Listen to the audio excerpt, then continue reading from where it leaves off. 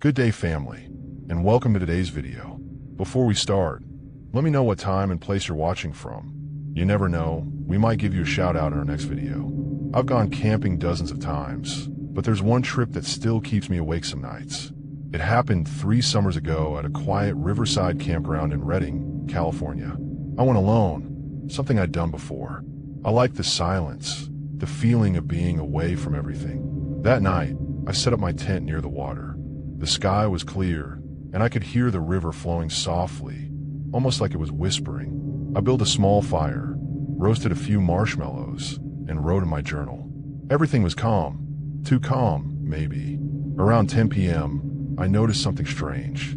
The crickets had stopped. It wasn't gradual. It was like someone hit a mute button on the entire forest. I froze for a second, listening. Then I heard it. Footsteps. Slow, steady, crunching on the dry leaves behind my tent. At first, I thought maybe another camper had wandered close. I called out, "Hello." No answer. The footsteps stopped. Then, after a few seconds, they started again, this time circling. My flashlight beam darted across the trees, but there was nothing there. I could feel my heartbeat in my throat. I tried to calm down, telling myself it could be a deer, maybe a raccoon. I sat back by the fire, forcing myself to breathe.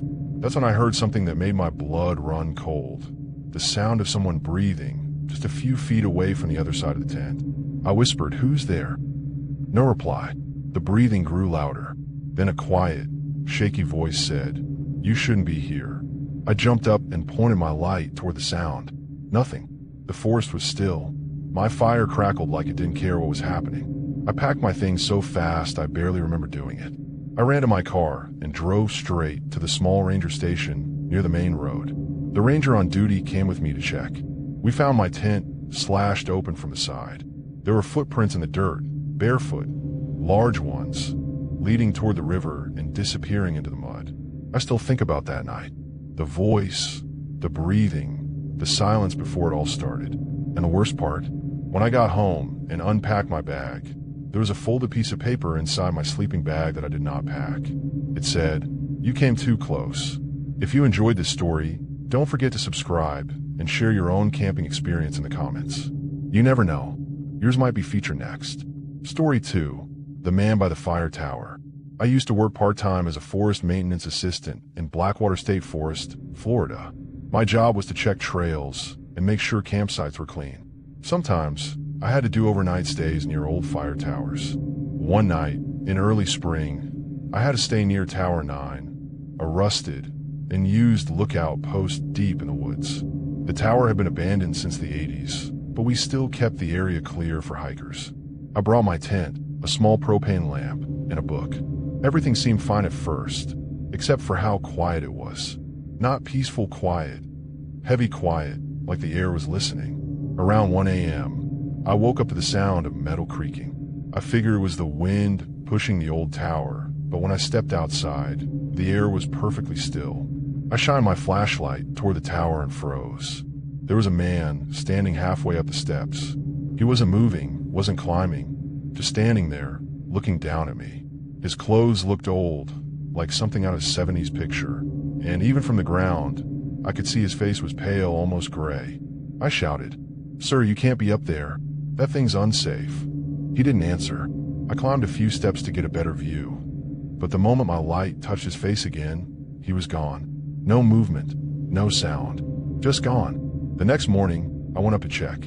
There were muddy footprints all the way up the stairs. They stopped at the top platform, but there were no prints coming down.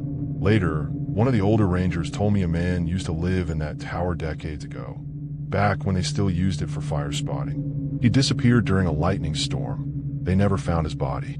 I never stayed near Tower 9 again. Sometimes, I still dream about the sound of that metal creaking, and waking up to find someone silently watching me from above.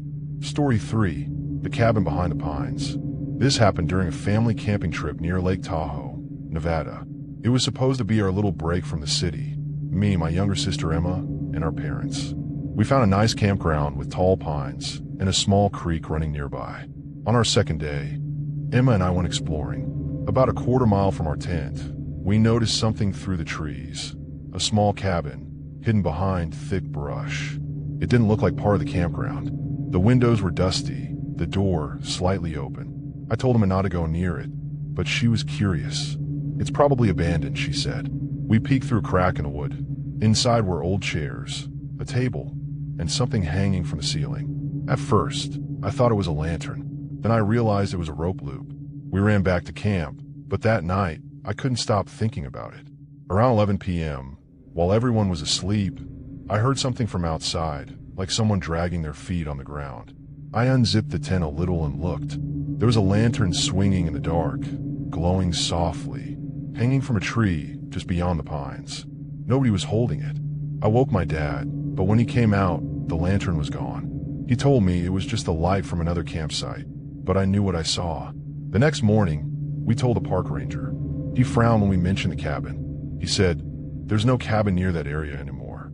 It burned down years ago." We showed him where we'd seen it. There was nothing there, only a blackened patch of dirt and charred wood. I still wonder what we actually saw that day, and what was hanging in that cabin. If you're liking these stories so far, don't forget to hit the subscribe button. And if you've ever had a strange camping encounter, leave in the comments. Your story might be featured next. Story 4. The Voice in the Canyon. A few years back, I joined a small hiking group that camped every other weekend around Zion National Park, Utah. One night, we set up camp inside a narrow canyon, where the tall red walls made everything echo. There were 6 of us sitting by the fire, telling stories. Around midnight, one of the guys, Marcus, said he was going to grab more water from the creek about 50 feet away. We heard his footsteps fade down the canyon. 5 minutes passed. 10. Then we heard his voice. "Hey, can one of you bring the flashlight?" It came from deeper in the canyon. I grabbed a light and called back, "Hang on, I'm coming."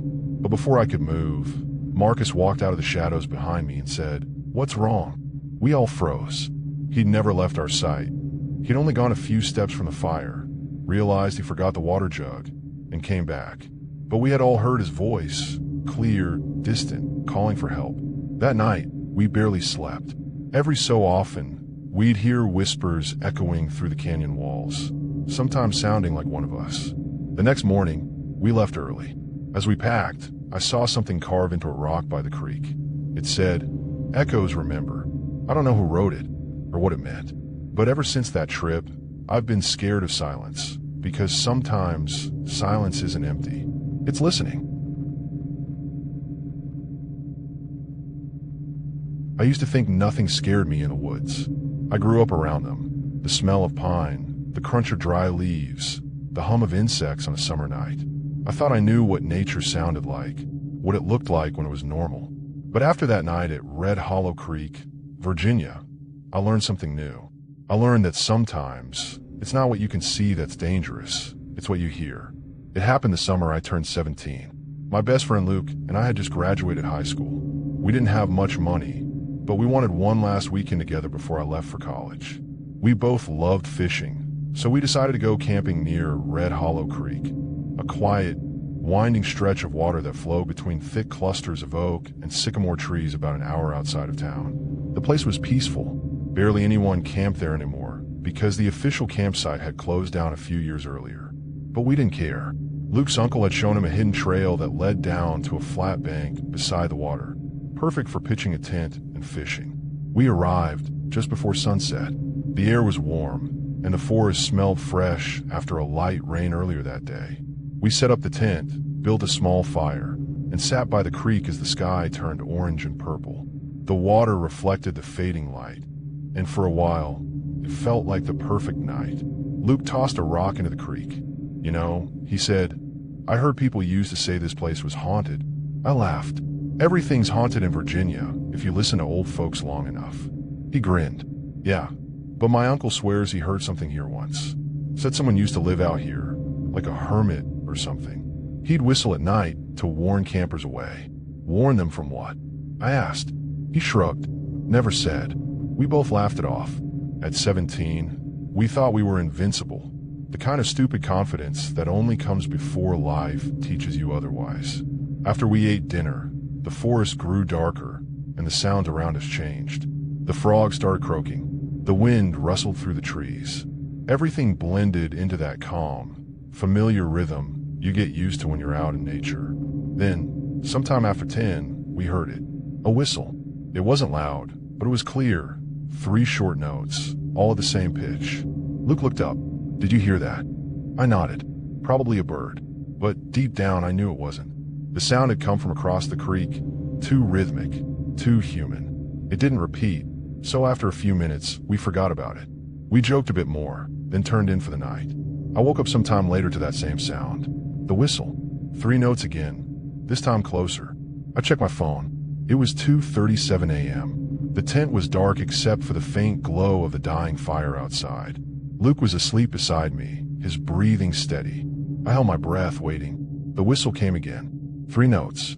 Closer still. Luke, I whispered. He grunted, half asleep. What? Do you hear that? We both listened. Silence. Then, as if answering me, another whistle from the direction of the water. Luke sat up. That's not the wind, he said quietly. We unzipped the tent, just enough to peek out. The moon was full, casting a pale glow over the trees. The creek shimmered silver in the light. Nothing moved. Then, from behind the trees across the creek, something flickered, like a reflection of eyes. Just 2 small glints, low to the ground, staring straight at us. Luke whispered, "Animal." I wanted to believe that, but animals don't whistle. The 2 of us sat there frozen, watching. After what felt like forever, the reflections disappeared. No sound, no movement, just gone. Luke zipped the tent, closed again. We're leaving in the morning. I agreed without arguing, but morning didn't come soon enough. Around 4 a.m., I woke again to a soft noise, like someone walking through the shallow edge of the creek. Slow, careful splashes. I shook Luke awake. We listened together. The footsteps paused, then the whistle came again. 3 notes, then 2 more, shorter, almost playful. Luke whispered, "It's on our side now." We both stared at the tent fabric, holding our breath. The sound was right outside, maybe 10 feet away. I reached for the small knife on my back. The air inside the tent felt thick and warm, like it didn't belong to the night outside. Then something brushed the back of the tent, a faint, dragging touch that made the nylon ripple. Luke's eyes were wide. He mouthed, "Don't move." The whistle came again, right next to the tent this time, soft, slow, like whoever or whatever was wanted us to hear every note. Then silence. We sat frozen, listening. After a few minutes, we heard retreating footsteps, one by one, getting fainter until they disappeared completely. We didn't speak again until daylight. When the sun finally rose, we unzipped the tent and stepped out. The ground around our campsite was damp with dew and covered in footprints. Bare footprints. Large. Heavy. The toes pressed deep into the soil near the fire pit, then led back toward the creek. We followed them to the water's edge. That's where they stopped. Luke crouched down. "Who walks barefoot out here?" I didn't answer. My throat was dry. I looked across the creek, and on a tree trunk opposite us, there was something carved into the bark. 3 small lines, grouped together like a symbol or tally mark. It didn't mean anything to me then, but it looked old, weathered, dark, almost black against the gray bark. We packed up without breakfast. The whole hike back to the road felt wrong. The woods too quiet, the air too still. Just before we reached the car, we passed an old, rusted wooden sign nailed to a post. Half the letters had worn off, but I could still read most of it. Caution, echo zone, do not cross after dark. Neither of us said a word. On the drive home, Luke tried to joke about it. Maybe it was just some weird hunter or a prank, but I could tell he didn't believe that. Neither did I. That night, I couldn't sleep. Every time I closed my eyes, I saw that tree with the carved lines. I heard the whistle again, 3 short notes, over and over, echoing inside my head. I tried to tell my dad about it the next morning, but he just laughed it off. "You boys scared yourselves," he said. A week later, Luke called me. His voice was shaky. He told me he'd gone back to Red Hollow with his uncle to pick up some gear we'd left behind, a cooler we'd forgotten near the trailhead. When they got there, the cooler was still there, but next to it, sitting on the dirt, was a small tin whistle, old and rusted, with 3 holes in it. Luke's uncle told him to leave it alone. They walked back without touching it. After that, we didn't talk much about what happened. He started having nightmares. He'd wake up to the sound of whistling outside his window. He swore it followed him once, even when he went camping miles away with other people. I don't know what to believe anymore. Maybe it was just coincidence. Maybe not. I've looked up Red Hollow Creek online a few times since then. Not much comes up, just local fishing guides and a few small blog posts from hikers. But once, I found an old newspaper clipping from the 1950s. It mentioned a missing hiker, a man named Earl Timmons, who disappeared near that same creek. The search party reportedly heard a faint, repetitive whistling sound across the water, but they never found any trace of him. Reading that made my stomach turn. It's been years now, but I still think about that night. I still remember the pattern of those notes. Sometimes when I'm out walking alone, and the wind blows through a hollow pipe or an old fence, and it makes that same sound. 3 short notes. I stop dead in my tracks. I know it sounds crazy, but I swear the air feels colder every time it happens, like the forest itself remembers that sound. I haven't been back to Red Hollow since. Neither has Luke. And sometimes, when I lie awake at night, I wonder if that thing was trying to warn us away or call us back.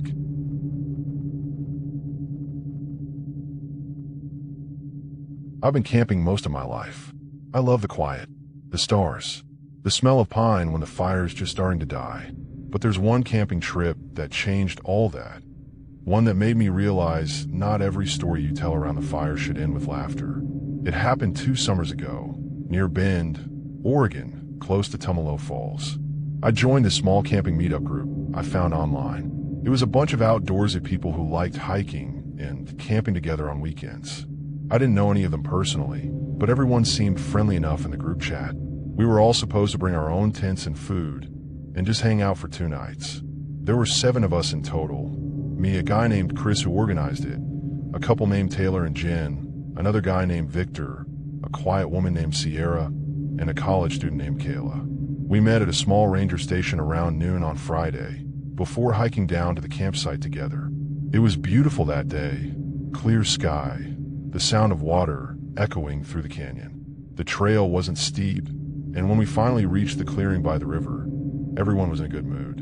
We set up our tents in a half circle facing the trees, with a big campfire pit in the center. We spent the afternoon cooking, telling stories, and getting to know each other. Sierra was soft-spoken but kind. She said she just moved to Oregon from Colorado and wanted to reconnect with nature. I remember thinking she seemed like one of those people who actually listened when you talked, calm and polite, never interrupting. As the sun set, the temperature dropped fast. We gathered around the fire with mugs of hot chocolate, talking about random things, favorite trails, weird animal encounters, all that. The forest around us glowed gold under the firelight, and for a moment, everything felt warm and safe. Around midnight, I started to feel tired. I told the others I was heading to bed. A few people stayed up. I could hear them laughing faintly as I zipped up my tent and settled in. The air was cold and clean, and the fire smell drifted through the fabric of the tent. Then I heard footsteps. At first, I thought it was just someone heading to their tent, soft crunches of boots over pine needles. But after a few minutes, the sound didn't fade. It circled. I held still, trying to listen. The steps were light, almost careful. I heard them stop right next to my tent. Then a slow, dragging sound, like someone brushing a hand across the nylon wall. I whispered, "Hello?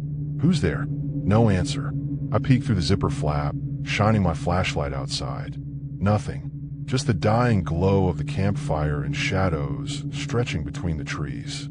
I told myself it was probably an animal, maybe a deer or raccoon. I rolled over and forced myself to sleep. The next thing I remember was hearing a voice. It was faint, distant, someone whispering, "Stop that, it's not funny." Then silence again. I checked my phone, 3:11 a.m. The voice had come from one of the other tents. I lay there listening, waiting for someone to say something else. But all I heard was the soft creak of branches swaying in the wind.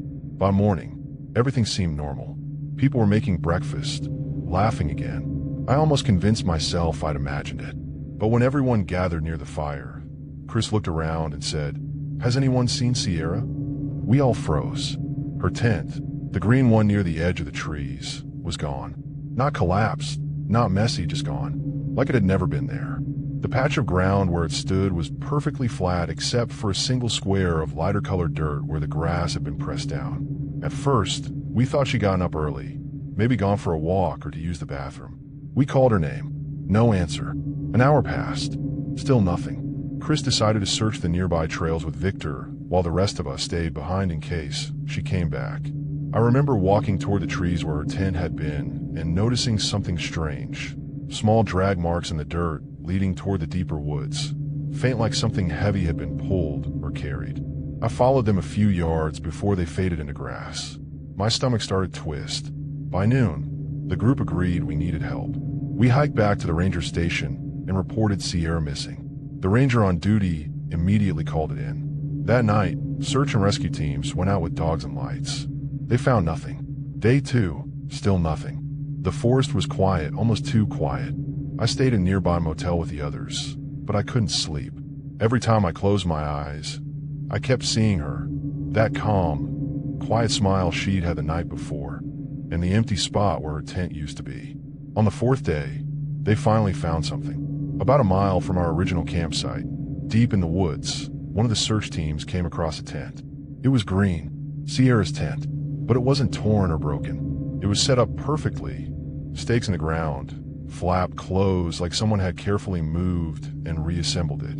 Inside were her sleeping bag, her backpack, her shoes. Everything neatly arranged, dry and untouched, even though it had rained the night before. The ranger who told us about it said the weirdest part wasn't what they found, but what they didn't find. There were no footprints anywhere around it. No drag marks. No signs of animals. Just a single tent in the middle of an empty forest, sitting on top of dry soil. After that, they widened the search, but Sierra was never found. The police questioned all of us, of course. They took our statements, checked our phones, everything. There was no evidence of foul play, nothing to suggest she'd run off. Just gone. I went home after that and tried to go back to my normal life. But nights were hard. I kept hearing those soft footsteps outside my tent. I'd wake up sweating, heart pounding, convinced I could hear the faint zip of a tent opening. A few weeks later, I got a message from Chris. It was short. He said, "You're not going to believe this. I heard something outside my house last night. It sounded like a tent zipper." I called him right away, but he didn't pick up. The next morning, he texted back, saying it was probably just the wind, but I could tell he was scared. I was too. A few months later, I got a message from Victor. One of those messages that make your stomach drop the second you read it. He said he'd gone camping with some coworkers a few hours from Bend. Around midnight, he woke up to the sound of someone moving his tent. Not just footsteps, the actual sound of the stakes pulling from the ground. He called out, thinking it was one of his friends. But when he looked outside, everyone else's tents were still up. Nobody was awake. When morning came, he found wet footprints circling his tent, barefoot, small, and faint. I didn't know what to say to him. I still don't. It's been 2 years now, and I still think about Sierra, about how quiet and gentle she was, about that missing tent. Sometimes I wonder if she got lost that night, wandered too far, and found something she wasn't supposed to find. Other times, I wonder if maybe something found her.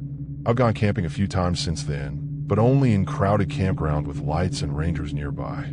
I can't handle deep woods anymore. I can't handle silence. Because now, every time the wind brushes against my tent, I freeze.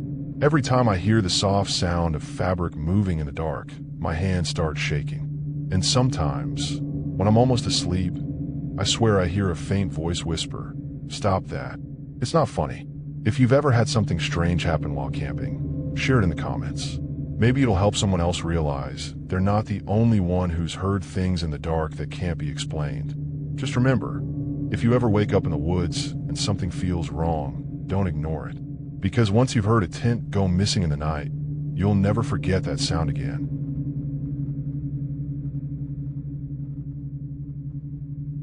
I never believed people who said silence can be dangerous. I used to think quiet meant safety, that if you couldn't hear anything, it meant nothing was wrong. But what happened to me last spring changed that completely. This happened in June of 2023, near the Rogue River in southern Oregon. I'd gone on a solo camping trip to clear my head after a messy breakup. I've always been comfortable alone outdoors. I grew up hiking with my dad. I knew how to build a fire, set a perimeter, hang food away from bears, all that. I picked a spot about a half-mile off one of the lesser-used trails, just above the river. The place was peaceful, soft moss under the trees, the sound of running water not too far away. I set up my tent, unpacked, and cooked a small dinner before the sun dipped behind the hills. That first night, everything felt calm. I watched the stars through my tent flap and thought maybe the trip was exactly what I needed. Just me, the forest, and nothing else. But around 2 a.m., I woke up to something faint, like someone whistling. It was soft, high-pitched, and slow, like the start of a song that never finished. 3 notes, then silence. I sat up listening. The sound came again, this time closer. I unzipped my tent and looked outside. The forest was still, the moonlight barely reaching through the trees. I couldn't see anything moving. No flashlight beams, no figures, just shadows. The whistle came again. 3 notes. Pause. Then again, but now it sounded like it was coming from the other side of the river. I told myself it had to be someone camping nearby. Maybe another hiker trying to call their dog, or just goofing around. It was late, sure, but not impossible. I lay back down, trying to ignore it. After a few minutes, the whistling stopped. The next morning, I made coffee and decided to walk downstream to see if there were any other campsites nearby. I found nothing. No tents, no footprints, not even a bit of trash or fire pit ash.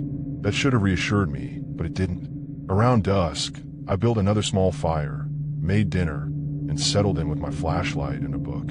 Around 10 p.m., the forest went still again. That kind of silence that feels heavy, like even the air is waiting for something. Then I heard it again. The whistle. 3 notes. But this time, it wasn't distant. It was right across the river. I froze. The fire popped softly, the light flickering against my tent. I turned off my lantern and listened. Hello. I called out, trying to sound calm. Is someone out there? No answer. The whistling stopped completely. For maybe a minute, there was nothing. Then, from somewhere behind me on my side of the river, came a snap, the unmistakable sound of a branch breaking. I spun around with my flashlight. The beam cut through the dark, landing on trees, brush, and emptiness. No eye shine, no figure, just stillness. That's when I realized something strange. The air felt colder, like a sudden pocket of chill had rolled in. My skin prickled. I packed up my food quickly, tossed water on the fire, and sat in the tent with my pocket knife open beside me. I barely slept that night. Every tiny noise, the rustle of leaves, the soft rush of water, made me tense up. At sunrise, I decided I'd had enough. I started packing up my gear, eager to get back to the main trail. As I rolled my sleeping bag, I noticed something in the dirt near the edge of my camp. Footprints. Not boots. Bare feet. They were faint, but fresh, pressed into the soft soil leading away from my tent toward the trees. I froze, staring at them. Whoever was had been standing there, watching. I followed the prints for a few feet until they vanished near the rocks. My hand was shaking as I grabbed my pack and started hiking back toward the main trail. About an hour in, I met an older fisherman near a bend in the river. I must have looked pale because he immediately asked if I was okay. I told him what I'd heard, the whistling, the footprints. His face changed the moment I mentioned the whistle. He said quietly, "You camped near the bend up north, didn't you?" I nodded. He sighed and said, "You shouldn't stay there alone. People around here talk about a man who went missing near that same stretch, maybe 15, 20 years ago. Said he used a whistle to find his way back to camp when he went fishing. Folks say you can still hear him sometimes, but I think it's just people messing around." He smiled, but it didn't reach his eyes. I thanked him and hiked back to my car as fast as I could. When I got home, I couldn't stop thinking about that whistle. It didn't sound like someone lost. It sounded deliberate, like someone trying to get my attention. For the next few nights, I'd wake up at 3 a.m. and swear I heard faint whistling outside my apartment window. I told myself it was in my head, just leftover fear, but it kept happening. Always the same 3 notes. After a week, I convinced myself to go back to work, focus on routine. It worked for a while, until I ran into that same fisherman again at a grocery store in Grants Pass about a month later. He recognized me immediately and asked if I'd been back out near the river. When I said no, he nodded and said, "Good. They found another campsite out that way last week. Empty. Same as yours." I frowned. "Empty how?" He looked uneasy. Tent was there, fire pit still warm. But whoever set it up left in the middle of dinner. Half-eaten food, gear scattered. Only thing missing was the person. I tried to laugh it off, but my mouth fell dry. Maybe they just panicked and ran. Maybe, he said, or maybe they heard the same thing you did. He didn't say it like a joke. That night, back home, I tried to sleep with a white noise machine on. I figured if I couldn't hear anything, I'd stop imagining that sound. But around midnight, the machine glitched, a brief pause of silence, and in that gap, I heard it. 3 notes. Soft, slow, right outside my window. I sat up, heart pounding, every part of me frozen. The whistle came again, but this time it was distant, like it was drifting away down the street. I didn't sleep at all. The next morning, I drove to my parents' house 2 hours away. I didn't tell them the full story, just that I needed a break from my apartment. I stayed there for 3 days, trying to convince myself it was all coincidence. But on the third night, I was sitting on the porch around 11 p.m., scrolling through my phone when I heard it again. 3 notes. This time, it was coming from the woods behind their house. I stood up, shining my flashlight toward the trees. The beam flickered against the trunks, shaking because my hand wouldn't stay still. The sound came again, faint, almost playful. I whispered, "Who's there?" The whistling stopped. Then, from the dark, a quiet voice said, "Found you." I dropped the flashlight. It hit the ground and spun in a circle, the beam flashing across empty trees. By the time I picked it up, the forest was silent again. I ran inside, locked every door, and sat in the corner of my old room until sunrise. It's been 5 months now, and I still can't listen to anyone whistle. Even on TV, even at work, it makes my stomach twist. I moved to a different apartment. No woods nearby, no open fields. Still, sometimes, when the night gets too quiet, I swear I hear those 3 notes, faint and far away, carried on the wind. I don't camp anymore. I don't hike. I don't even walk near rivers. Because silence isn't safety. It's waiting. And sometimes, it whistles back.